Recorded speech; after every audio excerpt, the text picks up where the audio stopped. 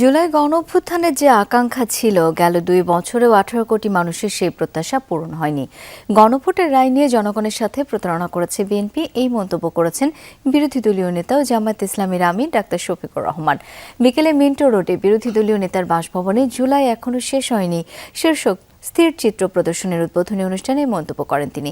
জামায়াত আমির বলেন, যুব সমাজ ও জাতি যে পরিবর্তন চেয়েছিল সেই পরিবর্তন হয়নি। এখন সব জায়গায় নির্লজ্জ দলীয়করণ, সন্ত্রাস আর ফ্যাসিবাদ মাথাচাড়া দিয়ে উঠেছে। শিক্ষাঙ্গনকে তারা কলুষিত করছে। ক্যাম্পাসে সন্ত্রাসের রাজত্ব কায়েম করা হয়েছে।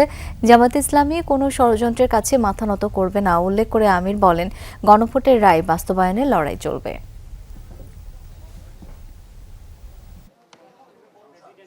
২ বছর চলে গেল, আজকে পুরা ২ বছরই হলো। ১৮ কোটি মানুষের সেই আকাঙ্ক্ষা পূরণ হলো না। বর্তমান সরকারি দল তারাও বলেছিলেন, গণভোটের রায় যদি সংস্কারের পক্ষে জনগণ হা বলে তাহলে আমরা তা বাস্তবায়নে বাধ্য থাকব। তারা তাদের ওয়াদা থেকে সরে গেলেন এবং তারা জাতির সাথে দেওয়া কথা তারা রাখলেন না, কার্যত তারা জাতির সাথে প্রতারণা করলেন।